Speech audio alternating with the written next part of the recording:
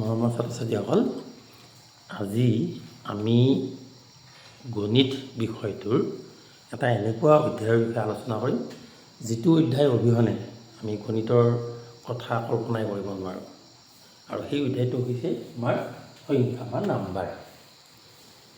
এতিয়া আমি গণিত বুলি ক'লে সাধাৰণতে বিভিন্ন ধৰণৰ সংখ্যা, যোগ বিয়োগ পূৰণ হৰণ আমি এইবিলাককে বুজোঁ, নহয়নে বাৰু?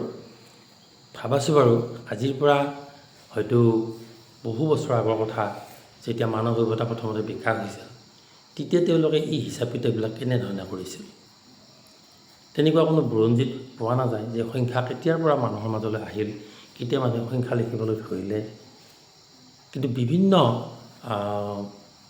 সভ্যতাবিলাকত কিছু কথা পোৱা গৈছে, কিছু পুৰণা শিলত কটা আখৰ বা পোৰা মাটিৰ কিছুমান হেৰিত পোৱা গৈছে এই সংখ্যা আজিৰ দৰে নহ'লেও সংখ্যাজাতীয় কিছুমান চিহ্ন তেওঁলোকে বহুত দিন আগৰ পৰাই ব্যৱহাৰ কৰিছিল। কোৱা আছে যে গুহা মানৱবিলাকে হেনো যেতিয়া গুহাত এটাত বাস কৰে, প্ৰায় এইটো এটা গুহা, এটা পাহাৰৰ গুহাত তেওঁলোকে বাস কৰিছে। ইয়াতে তেওঁলোকৰ পোহনীয়া জন্তু হিচাপে কুকুৰ আৰু ভেড়া এইবিলাক পুহিছিল। তেওঁলোকৰ এতিয়া ভেড়া কিমান আছে, কুকুৰ কিমান আছে জানিবৰ কাৰণে তেওঁলোকে কি কৰিছিল, সন্মুখত কিছুমান শিলগুটি ৰাখিছিল। যেনিবা এই গুহাটোৰ পৰা 5টা ভেড়া ওলাই গ'ল, তেতিয়াহ'লে 5টা শিলগুটি ৰাখিলে। আকৌ ঘূৰি আহোঁতে সন্ধিয়া সময়ত এই 5টা যদি ভেড়া আহিছে, তেতিয়া এটা শিলগুটিৰ পৰা আঁতৰাই দিছে। কিন্তু ইয়াত কিছুমান খেলিমেলি কি হ'ল যে এই শিলগুটিবিলাকৰ কোনোবাজনে হয়তো তেওঁলোকৰ গ্ৰুপৰ কোনোবাজনে মানুহে হয়তো তাৰে কোনোবা এটা শিলগুটি আঁতৰাই দিলে বা নতুনকৈ এটা শিলগুটি দিলে। গতিকে আচল সংখ্যাটো নাহা হ'ল বা তেওঁলোকে উলিয়াব নোৱাৰা হ'ল। তেতিয়া তেওঁলোকে কি কৰিছিল, গুহাৰ বেৰত কিছুমান চিন দিছিল, দাগ দিছিল, কিবা গছৰ ঠাৰে বা গছৰ ডালে দাগ দিছিল। এই দাগবিলাক কেনেকৈ কৰিছিল যে যেইটা ভেড়া ওলাই গ'ল, যেইটা কুকুৰ ওলাই গ'ল, ঠিক সেইমতে তেওঁলোকে দাগবিলাক দি দিছে। আকৌ সন্ধিয়া সময়ত যেতিয়া ঘূৰি আহিব, তেতিয়া এই দাগবিলাক আকৌ মুচি দিছে। এই কাহিনীটোৱে বহুদিন গ'ল আৰু তাৰে কোনোবা এটা শুভ মুহূৰ্তত মানৱ সমাজলৈ সংখ্যাৰ ধাৰণা আহিল। এতিয়া আমি যি গণিত শাস্ত্ৰ আমি অধ্যয়ন কৰি আছোঁ, এই গণিত শাস্ত্ৰৰ আমি এই সংখ্যা পদ্ধতিটোক আমি দশমিক পদ্ধতি বুলি কওঁ। দশমিক পদ্ধতি হ'ল যে 10টা চিহ্নৰ জৰিয়তে আমি সংখ্যাবিলাক লিখোঁ। সেইকাৰণে দশমিক শব্দটো আহিছে। ঠিকে আছে, তোমালোকক যদি কোনোবা ছাৰে প্ৰশ্ন কৰিলে যে অংক কেইটা, তেতিয়া তোমালোকে কি ক'বা বাৰু? তেতিয়া ক'বা যে আমাৰ গণিতত ছাৰ ঢেৰ অংক আছে, এইটো প্ৰশ্নমালাত দেখোঁ 15টা অংক আছে, এইটো প্ৰশ্নমালাত দেখোঁ 10টা অংক আছে, এইটো অংক বহুত। কিন্তু আচলতে সেই অংকৰ কথা কোৱা হোৱা নাই। অংক হ'ল একোটা চিহ্ন, যাক আমি সংখ্যা বুজাবৰ কাৰণে ব্যৱহাৰ কৰোঁ। যেনেকৈ আমি অফলাত এই অ আ হ্ৰস্ব ই দীৰ্ঘ সংখ্যা আছে, বৰ্ণ আছে, ক ফলাত ক খ গ ঘ বৰ্ণ আছে, বা ইংৰাজী বৰ্ণমালাখনত ABC জাতীয় বৰ্ণ আছে। তেনেকৈ আমাৰ গণিত শাস্ত্ৰৰো যে অংক হ'ল এখন বৰ্ণমালা। সেই বৰ্ণমালাখনত আমাৰ কিমানটা অংক আছে ক'ব পাৰিবানে? কিমানটা অংক আছে? মই লিখি দিছোঁ।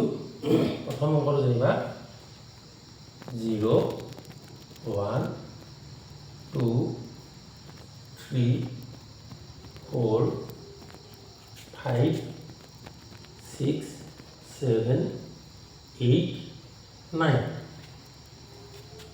ইয়াতে কেইটা আছে হিচাপ কৰি আছোঁ? কেইটা আছে? 1, 2, 3, 4, 5, 6, 7, 8, 9, 10। এইকেইটা হ'ল চিহ্ন। তোমালোকে ভুল নকৰিবা যে এইকেইটা সংখ্যা নহয়, চিহ্ন। কিন্তু এতিয়া যদি আমি কিবা এটা বস্তু গণনা কৰিবলগীয়া হয়, ধৰি লোৱা যে এখন ঘৰত কেইজনমান মানুহ আছে, 1, 2, এইকেইজন মানুহ আছে। এই মানুহকেইজনৰ বিপৰীতে আমি এতিয়া তোমাক ক'লে যে এই কেইজন মানুহ আছে হিচাপ কৰা, হিচাপ কৰি লিখি দিয়া। তেতিয়া কি কৰিম? 1, 2, 3, 4, 5, 6।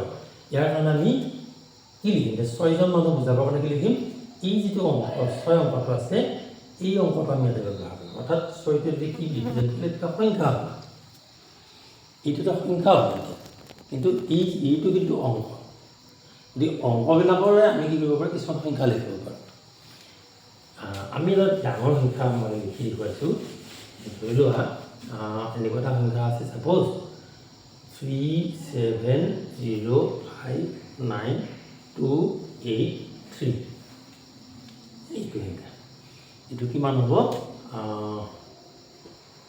এইটো 3,70,59,283 এতিয়া 3 কোটি লিখিবৰ কাৰণে মই 3টো ইয়াৰ পৰা আনিছোঁ 70 লাখ লিখিবৰ কাৰণে 7টো ইয়াৰ পৰা আনিছোঁ 0টো ইয়াৰ পৰা আনিছোঁ হয়নে 5টো ইয়াৰ পৰা আনিছোঁ 9টো ইয়াৰ পৰা আনিছোঁ 2টো মই ইয়াৰ পৰা আনিছোঁ হয়নে 8টো ইয়াৰ পৰা আনিছোঁ আৰু 3টো ইয়াৰ পৰা আনিছোঁ গতিকে এইটো আমাৰ সংখ্যাটো হ'লনে এতিয়া সংখ্যাটো আমি ইয়াৰ সংখ্যাটো লিখিবলৈ যিবিলাক চিহ্ন এই চিহ্নবিলাক আমি ক'ৰ পৰা আনিলোঁ যে এই 10টা অংকৰ পৰা আনিলোঁ গতিকে এই 10টা অংকৰ জৰিয়তে আমি যিমানবিলাক আমাৰ গণিত শাস্ত্ৰত যিমানবিলাক সংখ্যা আমি ব্যৱহাৰ কৰোঁ এই আটাইবিলাক সংখ্যা লিখিব পাৰি সেইকাৰণে আমি কৈছোঁ যে এইকেইটা অংক নতুবা আমাৰ গণিত শাস্ত্ৰৰ বৰ্ণমালা বুলি ক'লেও ভুল নহয় তোমালোকে আৰু এটা কথা জানা নেকি যিবিলাকে ওপৰৰ ক্লাছত পঢ়ি আছে তেওঁলোকে জানিবা যে এটা বাইনাৰী ছিষ্টেম আছে যিবিলাক আমাৰ কম্পিউটাৰত যিবিলাক বস্তু মানে কি হয় কম্পিউটাৰৰ যিটো প্ৰগ্ৰেমিং কৰা হয় তাতে বাইনাৰী ছিষ্টেম বুলি কয় দুটাই মাত্ৰ তাতে কি আছে চিহ্ন আছে এই চিহ্ন দুটা হ'ল 0 আৰু 1 এই দুটাই চিহ্ন এতিয়া বাইনাৰী ছিষ্টেমত কি হয় যিমান ডাঙৰ সংখ্যা লিখিলেও এই চিহ্ন কিন্তু এই দুটাই ব্যৱহাৰ কৰা গতিকে তাৰ অংক দুটা বাইনাৰী ছিষ্টেমৰ অংক হ'ল দুটা কিন্তু দশমিক পদ্ধতিৰ অংক কেইটা 10টা মনত ৰাখিব লাগিব আচ্ছা এইবাৰ আকৌ আমি এতিয়া সংখ্যাবিলাক যিহেতু আমি গম পালোঁ যে আমি বস্তু গণনা কৰিবৰ কাৰণে সংখ্যা কি কৰোঁ ব্যৱহাৰ কৰোঁ ঠিক আছে বাৰু আমি এতিয়া বস্তু গণনা কৰিবৰ কাৰণে আমি কি সংখ্যা ব্যৱহাৰ কৰিম ধৰি লোৱা যে কোনোবা এজনক কোৱা হ'ল যে ইয়াতে মই কেইটামান মাৰ্বল ধৰিছোঁ তোমালোকে মাৰ্বলকেইটা হিচাপ কৰিবা নহয়নে বাৰু এইকেইটা মাৰ্বল ধৰিবা এই মাৰ্বলকেইটা হিচাপ কৰিবা এজনে উঠি আহিলে আহি হিচাপ কৰাৰ পিছত ছাৰে ক'লে তোমালোকে হিচাপ কৰা পিছতে মোক যদি কোনোবা হিচাপ কৰিবলৈ দিয়ে মই কি ক'ম যে 0 1 2 3 4 5 6 7 8 9 10 11 12 এনেকৈ কম নেকি শূন্যটো কম নে 1টো কম আগতে 1টো কম ঠিক আছে বাৰু 1 1 তাৰপিছতো আহিল 2 3 4 5 6 7 8 9 10 11 12 এই মই 0টো আগতকৈ নিলিখিলোঁ এইখিনি আগত এটা 0 লিখি দিলেওতো একো কথা নহয় তো আমি 0ৰ পৰা আৰম্ভ কিয় নকৰিলোঁ এনেকুৱা কথাটো কিন্তু আমাৰ 0টো মনলৈ নাহে আমাৰ ক'ৰ পৰা আহিছে আমি 1 বা 1ৰ পৰা মনলৈ আহিছে আৰু এইটো স্বাভাৱিকতে আহিছে একদম মানে স্পণ্টেনাছলি মানে নেচাৰেলি আহিছে এই নেচাৰেলি বা স্পণ্টেনাছলি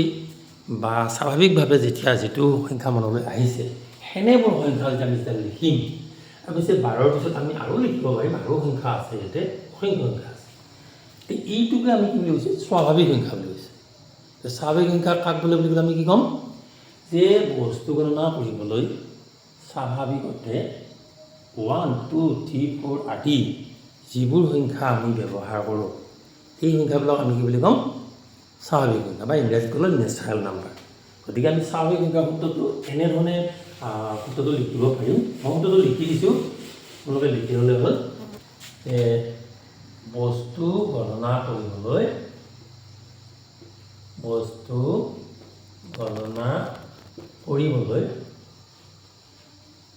কৰিবলৈ 1 2 3 4 তাৰপিছত ডট দিলে হ'ল আদি যিবোৰ সংখ্যা ব্যৱহাৰ কৰোঁ বা ব্যৱহাৰ কৰা হয় হয় তাকে স্বাভাৱিক সংখ্যা বোলে। স্বাভাৱিক সংখ্যা বোলে।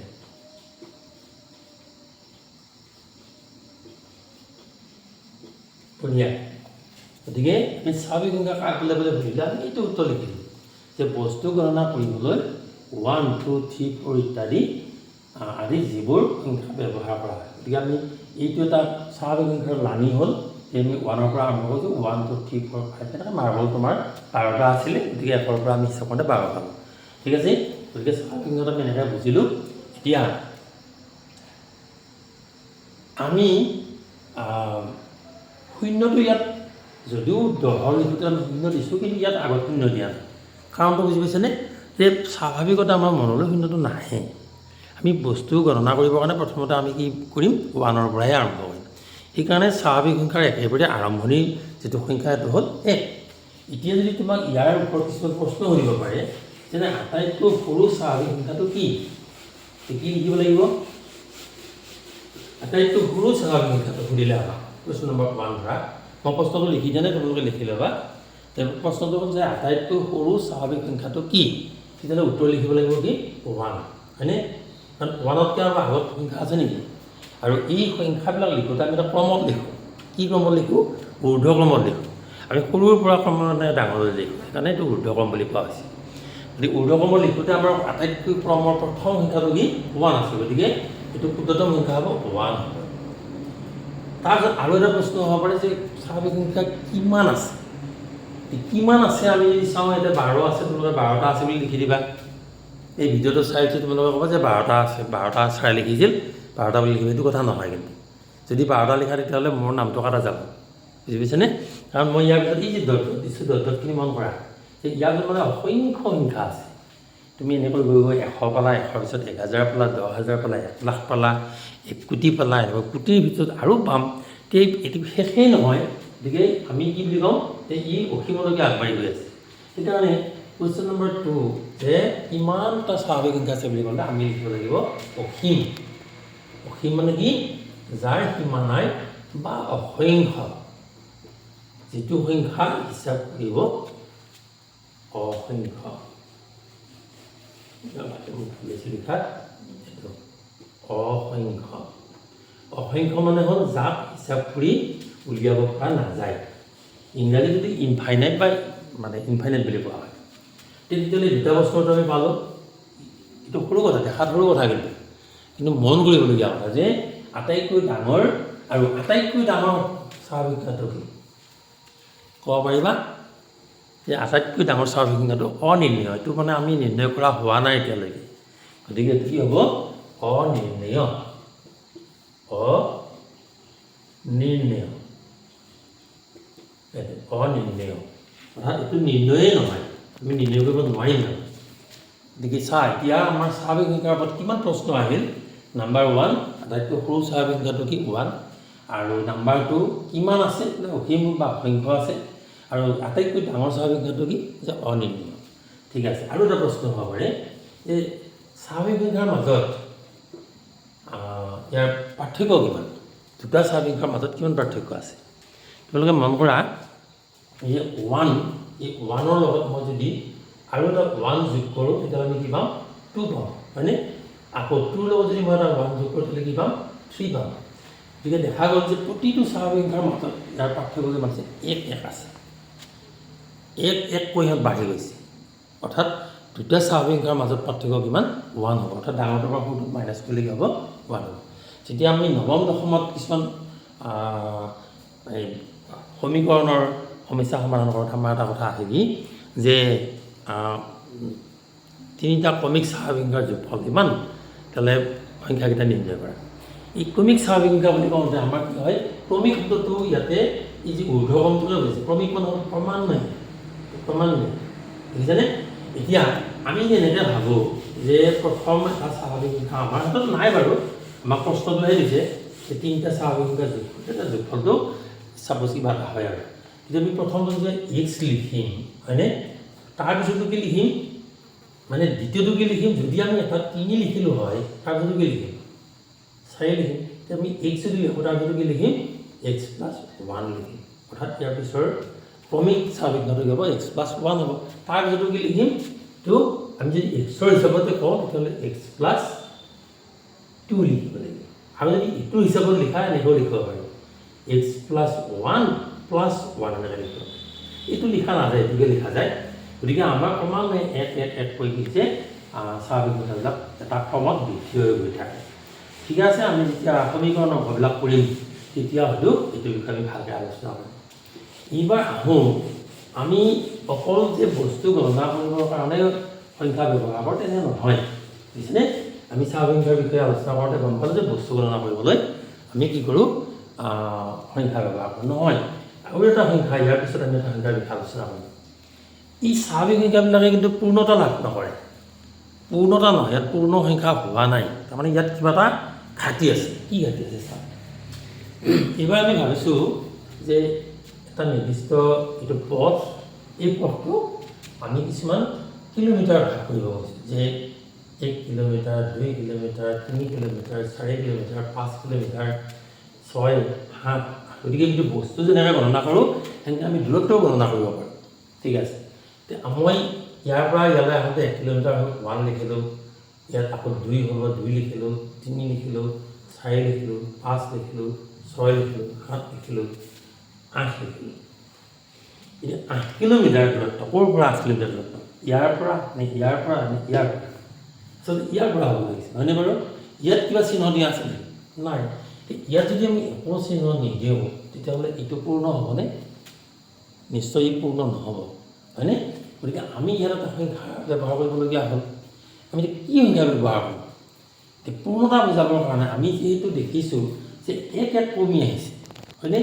5তকৈ 6তকৈ 5 এক কম আকৌ 5তকৈ 4 এক কম তেনেকৈ 3 আকৌ 3তকৈ 2 এক কম 2 আকৌ এক কম হ'লে 1 হ'ল 1তকৈ যদি আমি এক কমাই দিওঁ তেতিয়াহ'লে কি পাম নিশ্চয় 0 গতিকে এই 0 যেতিয়া লিখিলোঁ তেতিয়া যদি আমি সংখ্যাবিলাক লিখোঁ এই স্কেলডালত লিখা সংখ্যাবিলাক যদি লিখোঁ 0 1 2 3 4 5 6 7 8 আৰু আছে মধ্যত ঠিক এইবাৰ আমাৰ কি হ'ল আৰম্ভণি সংখ্যাটো কি আহিল 0 কিন্তু আমি দেখিছোঁ যে অকল বস্তু গণনা কৰাই নহয় আমি কেতিয়াবা দূৰত্ব জুখিবৰ কাৰণে কি কৰোঁ সংখ্যা ব্যৱহাৰ কৰোঁ বিভিন্ন কামত সংখ্যা আজিকালি ব্যৱহাৰ কৰা হয় তো গতিকে দূৰত্ব মানে স্পেচ বুজাবৰ কাৰণে আমি এই জিৰ'ৰ যিটো প্ৰয়োজনীয়তাটো আমি বোধ কৰিছোঁ জিৰ'টো আহিল নে ইয়াতে 0 আহিল নে 0 অহাৰ কাৰণে আমাৰ এই সংখ্যালানি সম্পূৰ্ণ সেইকাৰণে ইয়াক কি বুলি কোৱা হয় পূৰ্ণ সংখ্যা ক'ব পাৰি পূৰ্ণ সংখ্যা তো পূৰ্ণ সংখ্যা হ'লে পূৰ্ণ সংখ্যাৰ আটাইতকৈ সৰু পূৰ্ণ সংখ্যাটো কিমান হ'ল কুৱেশ্যন নম্বৰ 1 আটাইতকৈ সৰু পূৰ্ণ সংখ্যাটো কিমান বুলি ক'ম 0 দেখিছেনে আমাৰ স্বাভাৱিক সংখ্যা কিন্তু 1 আছে কিন্তু পূৰ্ণ সংখ্যা কিমান হ'ল 0 হ'ল আটাইতকৈ সৰু পূৰ্ণ সংখ্যাটো 0 আৰু আটাইতকৈ ডাঙৰ পূৰ্ণ সংখ্যাটো কি হ'ব এইটো অৰ্ডিনীয় আগৰটোৰ নিচিনাই উত্তৰ হ'ব এইটো অৰ্ডিনীয় কিয়নো আমি এনেকৈ গৈ গৈ কিমান পাম আমি পূৰ্ণ সংখ্যা হিচাপ কৰিব নোৱাৰিম ঠিক আছে তেতিয়াহ'লে আমাৰ প্ৰশ্নৰ উত্তৰ ইয়াতে আমি প্ৰশ্ন সুধিলে এইবিলাক পাম কিমানটা পূৰ্ণ সংখ্যা আছে যে অসীম অসংখ্য শেষৰ পূৰ্ণ সংখ্যাটো কিমান অনিৰ্ণীয় হ'ব আৰু ইয়াৰ ক্ৰমবিলাক কেনেকৈ আছে ইউ উদ্ভাৱন আছে হয়নে ইউ আকৌ কি হয় আমি এক যোগ কৰিলে পাম নিশ্চয় গতিকে পূৰ্ণ সংখ্যাৰ ক্ষেত্ৰখন আমি এনেকৈ আলোচনা কৰি থ'লোঁ আৰু ইয়াত তেনেকুৱা কিছুমান মানে আমাৰ প্ৰশ্ন আহিব পাৰে সেই প্ৰশ্নবিলাক আমি ঠিক এই ধৰণে উত্তৰ কৰিম যাতে এইটো হ'ল আমাৰ অকল বস্তু গণনা কৰাই নহয় আমি দূৰত্ব বুজাবৰ কাৰণে আমি এই ধৰণৰ সংখ্যা ব্যৱহাৰ কৰোঁ এইবাৰ মই এটা নতুন কথাই অৱতাৰণা কৰিছোঁ তেওঁলোকৰ ওচৰত আৰু এইটো অলপ মনোযোগী চাবাছোঁ আৰু আমি সংখ্যাবিলাকক এডাল ৰেখাত প্ৰকাশ কৰিব পাৰোঁ হয়নে মই এটা ৰেখা আনি ল'লোঁ এই ৰেখাডালত এতিয়া মই কিছুমান দাগ দিওঁ একেবাৰে মাজত মই 0 দিলোঁ তাৰপিছত 1 তাৰপিছত 2 তাৰপিছত 3 তাৰপিছত 4 5 আৰু আছে দৈৰ্ঘ্য দিছোঁ ইফালেও তেতিয়া ঘৰ কিছুমান দিব পাৰে যেন পাওঁ নহয়নে বাৰু এতিয়া মন কৰা যে আমি সদায় এই যিটো শূন্য আছে শূন্যটোৰ পৰা আমি যদি সোঁফালে গৈ থাকোঁ ডাঙৰ ডাঙৰ সংখ্যাবিলাক পাম নহয়নে বাৰু যে শূন্যতকৈ 1 ডাঙৰ একতকৈ আকৌ 2 1 ডাঙৰ 2তকৈ 3 আৰু 1 ডাঙৰ 3তকৈ 4 আৰু 1 ডাঙৰ এই ডাঙৰ সংখ্যাবিলাক এইফালে পাম আকৌ মন কৰা যে আমি এইখিনিৰ পৰা কি বুলি কৈছিলোঁ এইবিলাক চব স্বাভাৱিক সংখ্যা বুলি কৈছিলোঁ এই স্বাভাৱিক সংখ্যাটো মন কৰাচোন এইখিনি স্বাভাৱিক সংখ্যা হয়নে এইটো স্বাভাৱিক সংখ্যা আকৌ যদি মই শূন্যৰ পৰা হিচাপ কৰোঁ তেতিয়াহ'লে এইবিলাক কি হ'ব পূৰ্ণ সংখ্যা গতিকে আমাৰ স্কেলডালত পূৰ্ণ সংখ্যাও আছে পূৰ্ণ সংখ্যা তাৰপিছত আৰু এটা কথা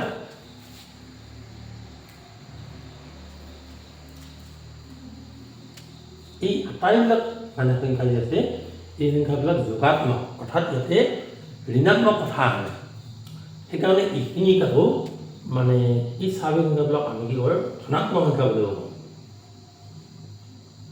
ধনাত্মক সংখ্যা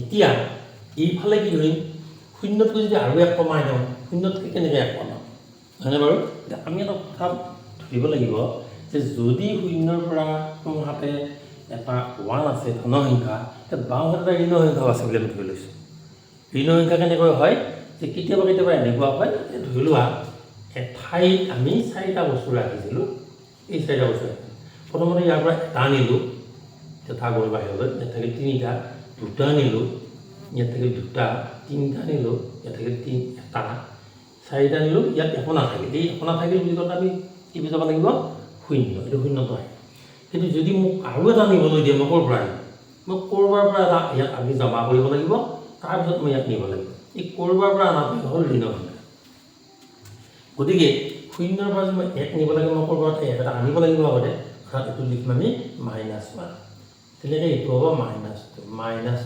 -4 -5 এইফালে কি আছে ঋণ সংখ্যাবিলাক আছে অৰ্থাৎ নিগেটিভ নাম্বাৰছবিলাক এইফালে আছে এইবিলাক আমি ঋণাত্মক সংখ্যা বুলি কৈছোঁ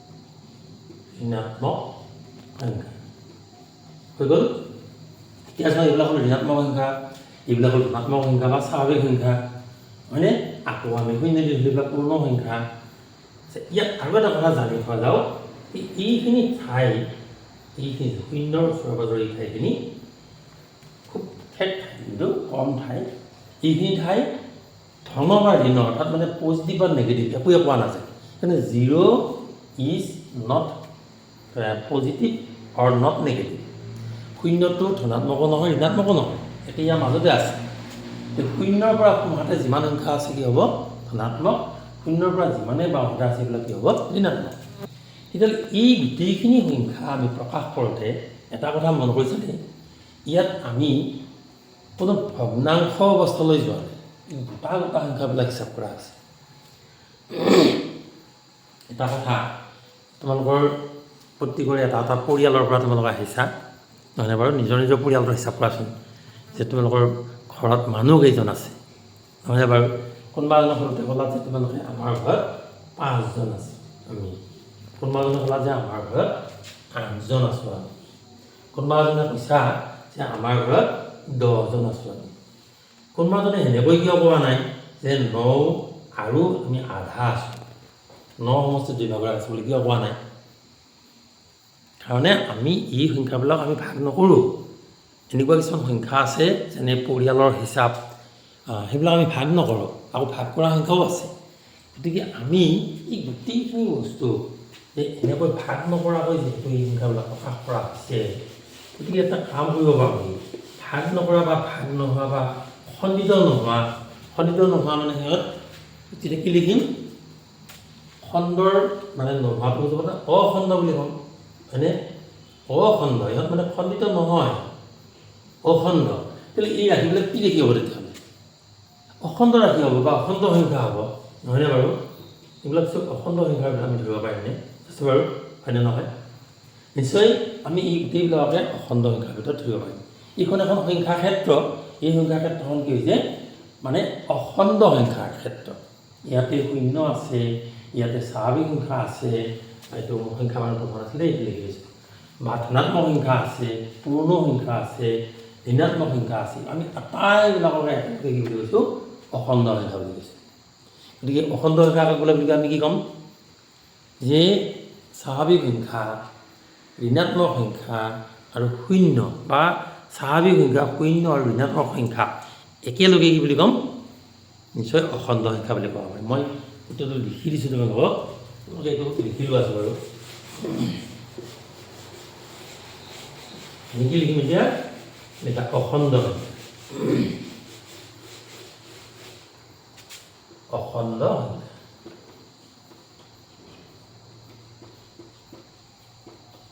অখণ্ড সংখ্যা কি লিখিম? ঋণাত্মক সংখ্যা, ঋণাত্মক সংখ্যা,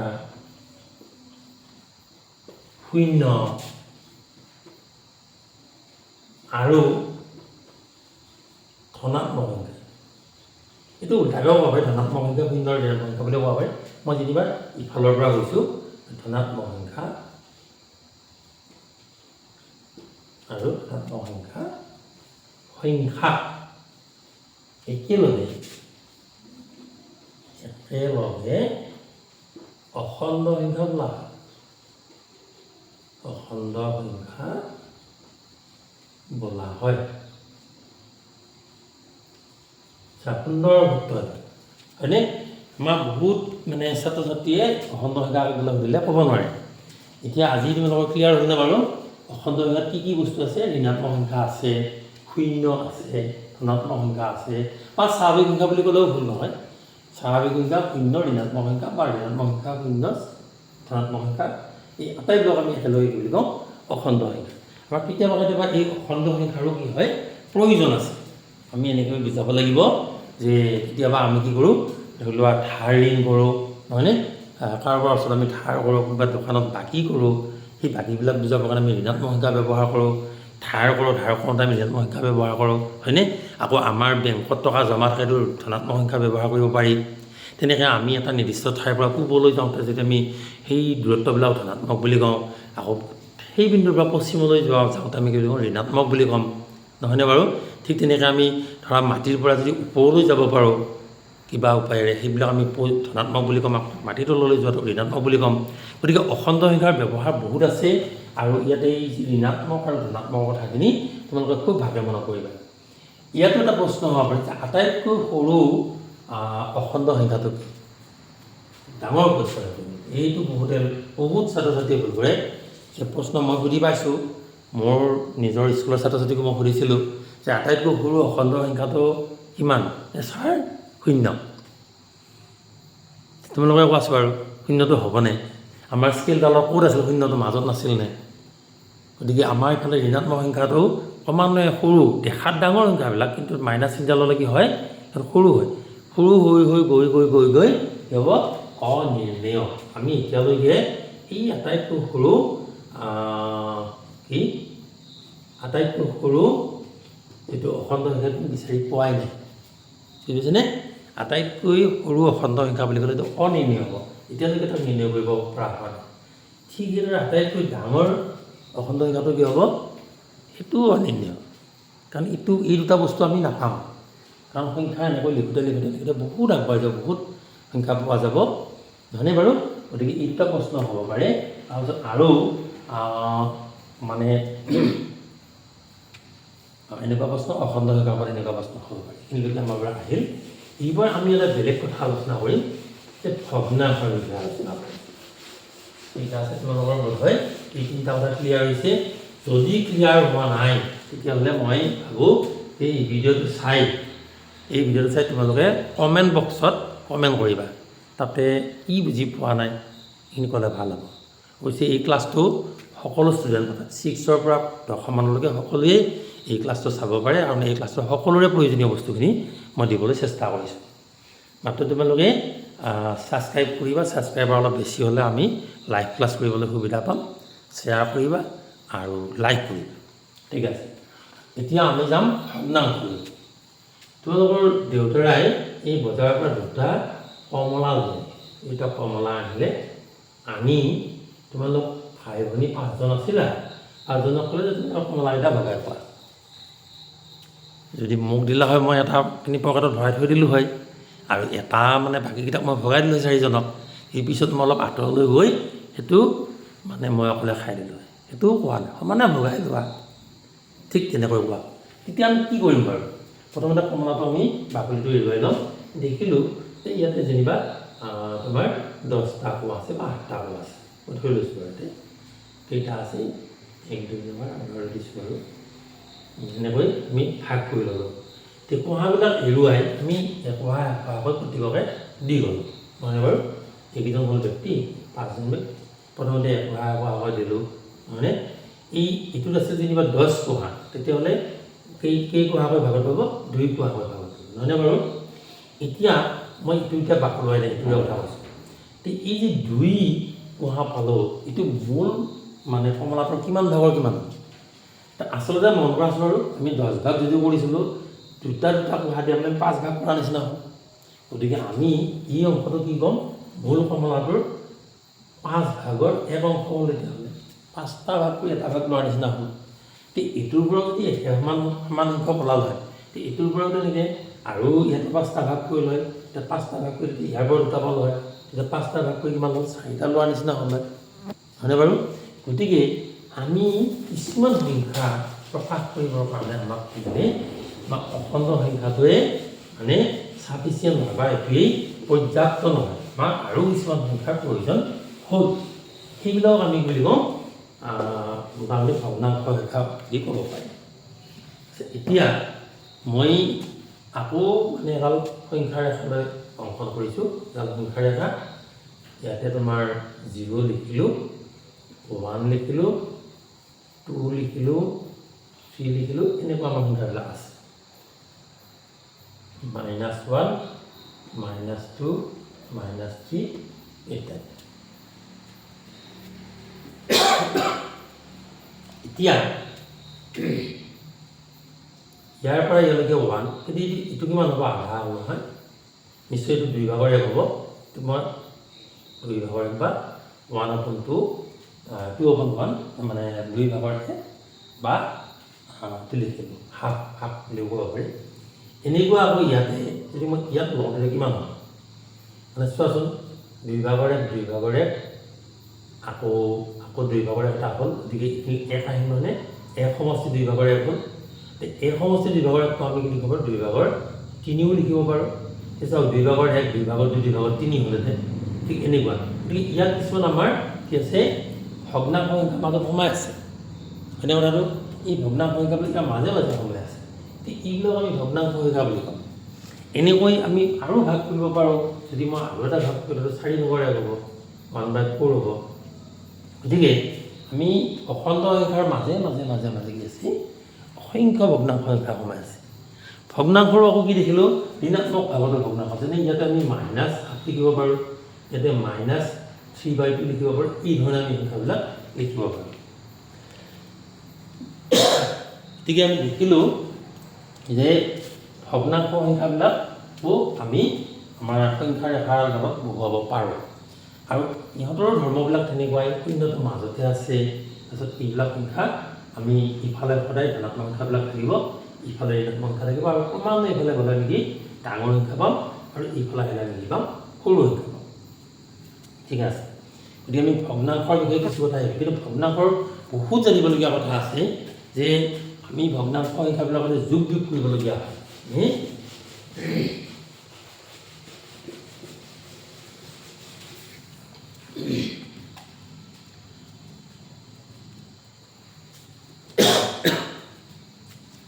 বা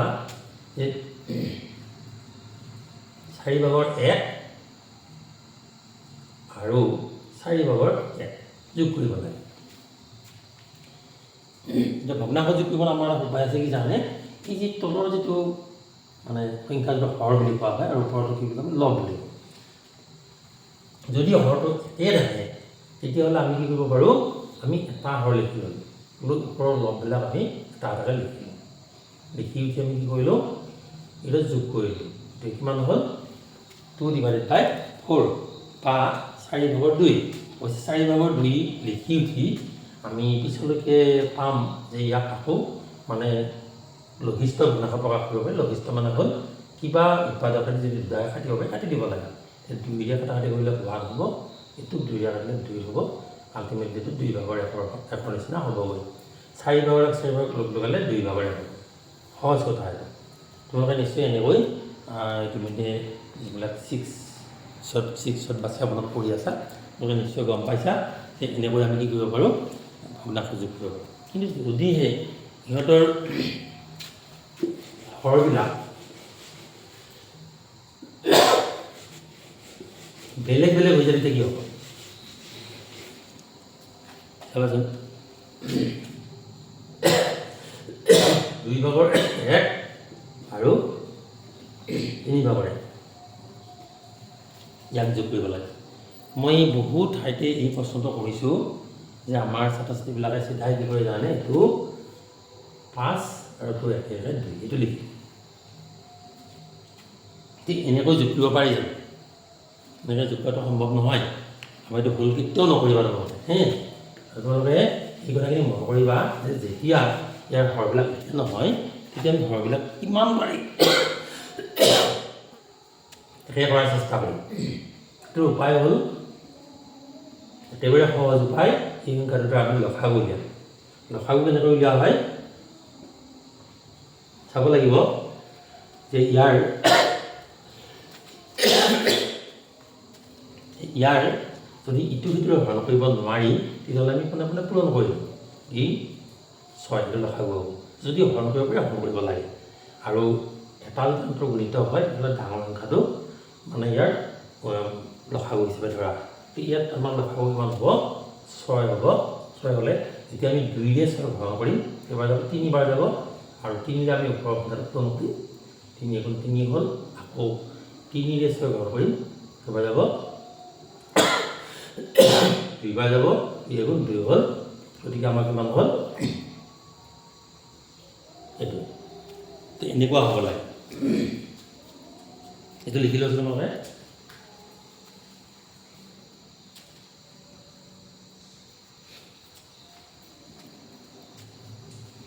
ঠিক আছে, গতিকে দেখিলানে ভগ্নাংশৰ যোগ বিয়োগ। আমি পিছত যেতিয়া ভগ্নাংশৰ যোগ বিয়োগত যাম তেতিয়া এই কথাখিনি আৰু ডিটেইলছ আলোচনা কৰিম। মই অলপমান কথা লৈছোঁ। এতিয়া আহিম আমি ইয়াৰ লগে লগে আৰু এটা সংখ্যা আহে আমাৰ দশমিক ভগ্নাংশ। এইটো কি বস্তু? ইও এটা ভগ্নাংশই, কিন্তু 10 ভাগ কৰি উলিয়ালে এইটো দশমিক ভগ্নাংশ। কেনেকৈ হয় ধৰি লোৱা এটা উদাহৰণ লৈছোঁ যে এটা বস্তু আমি এনেকুৱা এটা বস্তু আছে, এই বস্তু আমি কি কৰিছোঁ ধৰি লোৱা যে ইটো 3 ভাগ কৰা আছে। এইটো 3 ভাগটোক আমি এতিয়া মানে 7ৰে হৰণ কৰিব খুজিছোঁ, মানে 3টোক 7ৰে হৰণ কৰিব খুজিছোঁ। তেতিয়াহ'লে কি হ'ব আমাৰ ভগ্নাংশটো হ'ব 3/7। তেতিয়া উত্তৰটো আমি কেনেকৈ কৰিম? 7 ভাগ এতিয়া নাই, এতিয়া ওপৰটো এতিয়া 3টাহে আছে, আমি 2টা ভাগ কৰি দিওঁ। এতিয়া কিমান হ'ল? ইয়াতে কিমান হ'ল 1 2 3 4 5 6। কিন্তু আমি আচলতে 10 ভাগ কৰিব পাৰিছোঁ নেকি চাব লাগে। 10 ভাগ আমি কেনেকৈ কৰিম যে এইটো প্ৰথমতে আমি ইয়াক আৰু এটা ভাগ কৰি দিলে ভাল হ'ব নেকি চোৱাচোন বাৰু।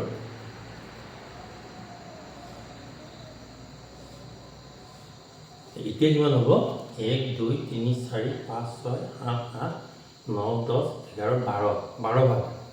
তো 12 ভাগ হ'লে আমি দশমিকটো উলিয়াব পাৰিমনে বাৰু?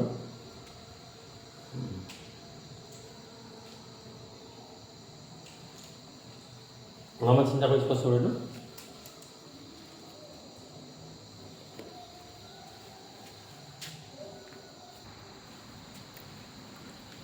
নিশ্চয় এনেকৈ নহয়। গতিকে মই দেখুৱাইছোঁ অলপমান এইটোকে মই আকৃতিভাৱে দেখাইছোঁ। আমি যেনেকৈ ভাবিছিলোঁ তেনেকৈ নোৱাৰিবা। গতিকে আমি কৰিব লাগিব কি আমি 10টা ভাগ কৰিম। চাবাছোঁ আৰু আগতে 3টা বস্তু আছিল নে, ইয়াত আমি 10 ভাগ কৰি ল'ম।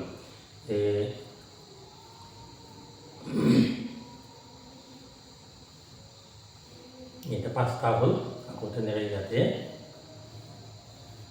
5টা হ'ল আকৌ এইটো আমি 10 ভাগ কৰিব লাগিব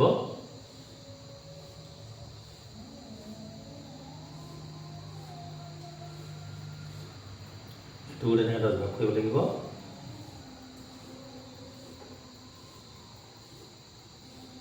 হৈ গ'ল এতিয়া আমি 7টা ভাগ বনাম ইয়াৰ পৰা যে 1 2 3 4 5 6 7 লৈকে এটা হ'ল আকৌ 1 2 3 4 5 6 7 লৈকে এটা হ'ল 1 2 3 4 5 6 7 লৈকে এটা হ'ল তাৰপিছত 1 2 3 4 5 6 7 লৈকে এটা হ'ল আমাৰ আকৌ 3টা ভাগ হ'ল গতিকে আমাৰ কেইবাৰ গ'ল যেহেতু 10 ভাগ কৰিছোঁ তেতিয়াহ'লে আমি এটা দশমিক ইয়াত লিখা নাই তলত লিখিছোঁ যে আমি যেহেতু গোটাকে বাৰে নহ'ল 0 দিলোঁ আৰু 10 ভাগ কৰিছোঁ কাৰণে এটা দশমিক বিন্দু দিলোঁ এতিয়া কেইবাৰ গ'ল 4বাৰ এনেকৈ আকৌ যিখিনি ৰ'ল তাক আমি আকৌ ভাগ কৰিম আকৌ ভাগ কৰিলে এই 2টা ভাগ হ'ল নহয় এইটো 2টা ভাগ আকৌ 10টা ভাগ কৰিব লাগিব এতিয়া 20টা ভাগ হ'ব 20টা ভাগ হ'লে তাৰ পৰা আমি আকৌ 7 কেইটা ল'ম আমি 2টা ল'ব পাৰিম 14 হ'ব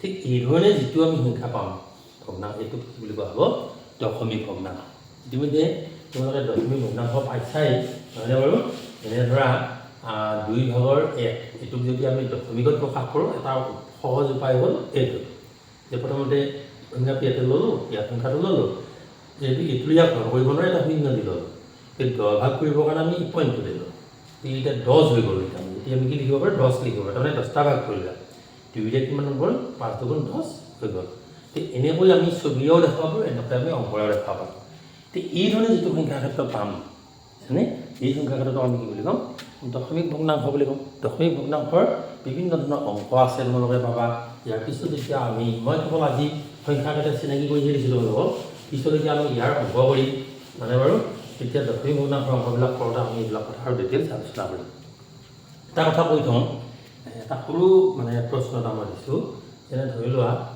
25 প্লাছ 3.75 প্লাছ 0.03 এইটো যোগ কৰিব লাগে আমাৰ বহুত ছাত্ৰ ছাত্ৰীয়ে যোগ কৰিব এনেকৈ 25 3.75 তাৰপিছত 0.03 যোগ কৰি দিলে পাছত হৈছে 2 3 13 এক কথাতে নোৱাকে 10 গুণ 8 হ'ল 1 4 হৈ গ'ল হ'ব জানো যেতিয়া আমি দশমিকৰ যোগ কৰিম দশমিকৰ বিয়োগ কৰিম তেতিয়া আমি আটাইতকৈ গুৰুত্বপূৰ্ণ কথাটো কি জানে দশমিক বিন্দুবিলাক আমি লাইনত ৰাখিম যে এইটো দশমিক বিন্দু আছে জানো এইটো নাই নহ'লে গোটা সংখ্যা এইটো গোটা সংখ্যা নহয় এইটো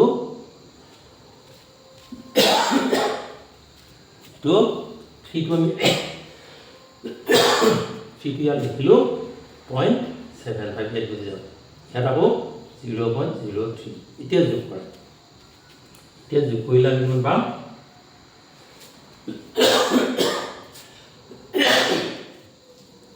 5 3 8 তো 7 তো 8 to do it.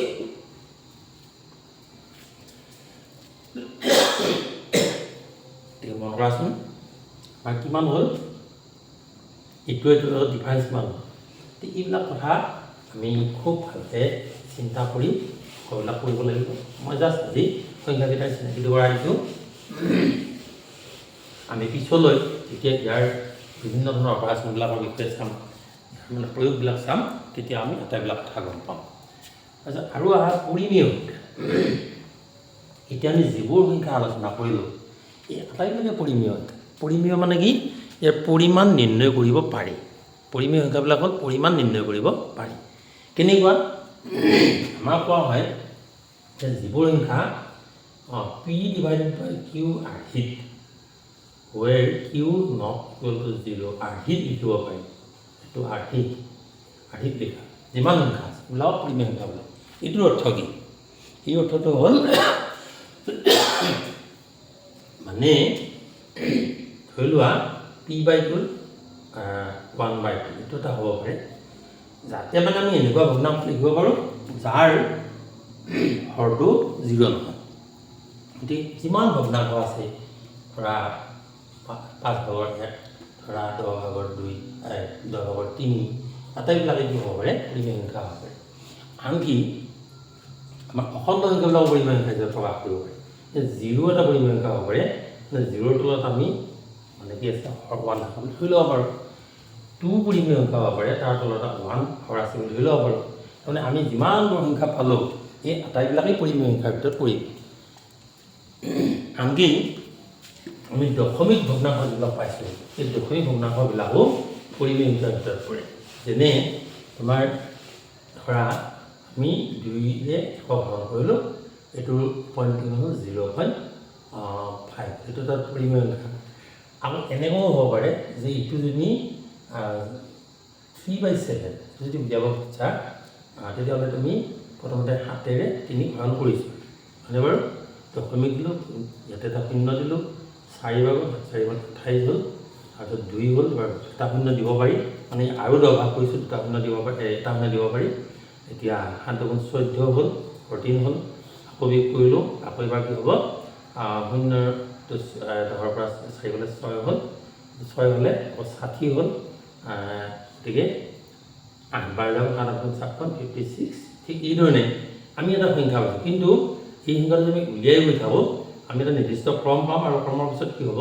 আমি আকৌ আগৰ সংখ্যাবিলাক পাবলৈ আৰম্ভ কৰিম যেনে এতিয়া ইয়াতে 4 আহিব 4 হ'লে তোমাৰ 40 হ'ল 40 হ'লে কিমান হ'ব 7 5 35 হ'ল 35 হ'ল 35 হ'লে কি হ'ল আকৌ 5 আহিল মানে বাৰু গতিকে এইখিনি তলৰ ফালে দেখা নাপাবা গতিকে আমি এইটো হৰণ কৰা যদি কৰোঁ এটা নিৰ্দিষ্ট সংখ্যা পোৱাৰ পিছত আমি আকৌ কি পাম এই সংখ্যাটো আকৌ পাম গতিকে এইটো এটা মানে পৌনাপণিক বুলি কোৱা হয় পৌনাপণিক দশমিকত প্ৰকাশ কৰা হয় কিন্তু কিছুমান এনেকুৱা ধৰণৰ সংখ্যা আছে যিবিলাক সংখ্যা নেকি আমি কি কৰিব নোৱাৰোঁ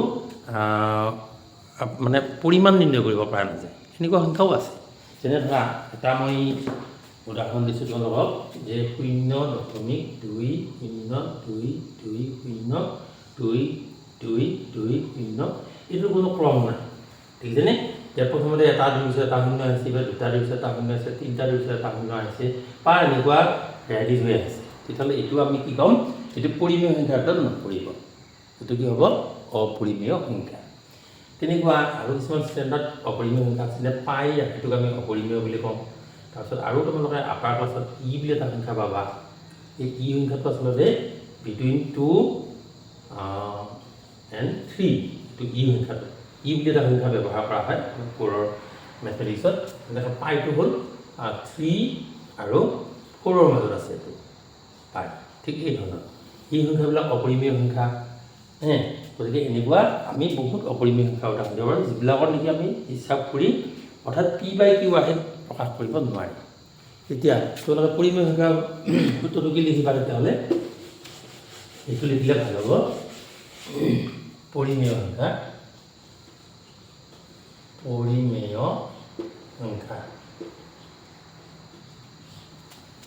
যিবোৰ সংখ্যা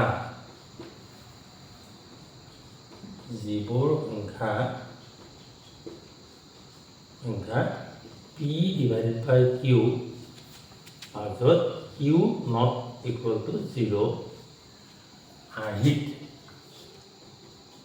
আৰ্হিত প্ৰকাশ কৰিব পাৰি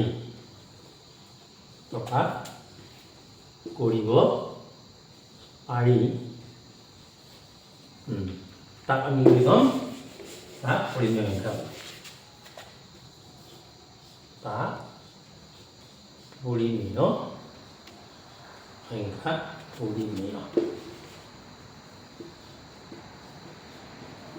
সংখ্যা বোলে